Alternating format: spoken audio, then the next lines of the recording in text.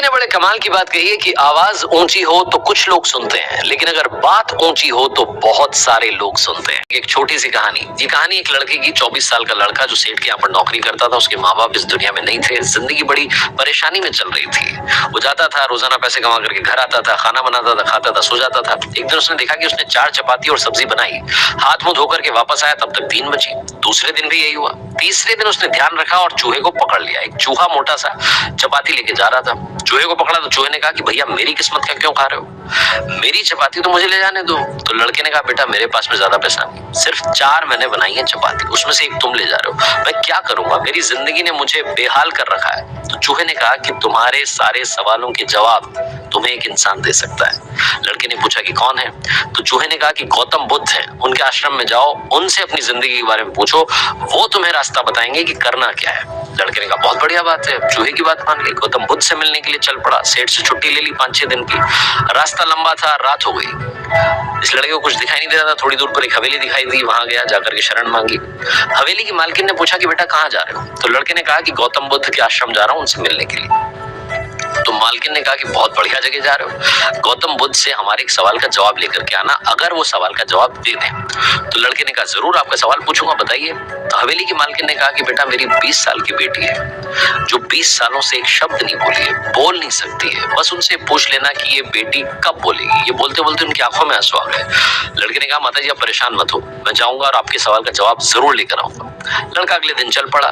रास्ता बहुत ज्यादा लंबा था, रास्ते में उसे बड़े बड़े पहाड़ मिले, ऊंचे ऊंचे पहाड़, बर्फ वाले पहाड़। उसे समझ नहीं आता कि कैसे पार करूंगा, बड़ी देर हो जाएगी। तभी उसे एक जादूगर दिखाई दिया जो वहां बैठ करके तपस्या कर रहा था। जादूगर के पास गया, उससे बोला कि मुझे गौतम बुद्ध से मिलने के लिए जाना है, रास्ता तो बहुत ही परेशानी वाला लग रहा है, कैसे मैं पार करूंगा? तो जादूगर ने कहा कि गौतम बुद्ध से मिलने जा रहे हो, मेरे एक सवाल का जवाब लेकर के आ जाना, तुम्हें पहाड़ तो मैं फटाफट से पार करा दूंगा।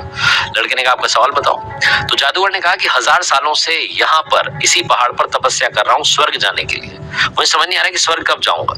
तो लड़के ने कहा ठीक है, आपके सवाल का जवाब लेकर के आते हैं। जादूगर ने छड़ी घुमाई, लड़के को पहाड़ पार करा दिया। मैदानी इलाका आ गया, वहां पर एक बड़ी सी नदी थी। लड़के के सामने फिर से समस्या थी कि अब ये नदी कैसे पार करें। तभी उसे वहां पर एक बड़ा सा कछुआ दिखाई दिया। कछुए से मदद मांगी कि आपकी पीठ पर बैठा करके मुझे नदी पार करा दीजिए। कछुए ने कहा ठीक है। जब नदी पार कर रहे थे तो कछुए ने पूछा कि कहाँ जा रहे हो? तो लड़के ने कहा गौतम बुद्ध से मिलने जा रहा हूँ।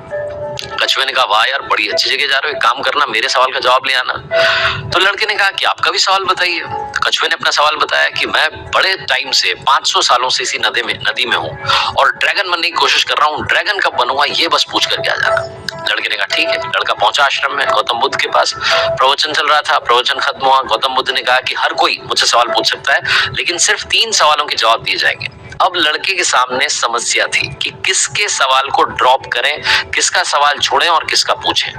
लड़के ने सोचना शुरू किया। सबसे पहले हवेली की मालकिन नजर में आई, ध्यान में आई, तो उसे लगा कि वो तो अपनी बेटी का इलाज कराना चाह रही है, उनकी बेटी बोल नहीं रही है, उनकी आंखों में आंसू थे, उनका सवाल पूछना जरूरी है। दूसरी जो तस्वीर उसके दिमाग में आई, नजर में आई, वो आई जादूगर की। जादूगर 1000 साल से वहां तपस्या कर रहा है बर्फ के पहाड़ में। तीसरी तस्वीर आई कछुए की, जो 500 साल से नदी में ड्रैगन बनना चाह रहा है। फिर लड़के को अपनी तस्वीर नजर आई, जो सेठ के यहाँ पर एक लड़का नौकरी कर रहा है। लड़के ने सोचा कि मैं तो नौकरी कर ही रहा हूँ, खाना खा ही रहा हूँ, ठीक चल ही रहा है, थोड़ी और मेहनत करूंगा, कुछ बदलूंगा।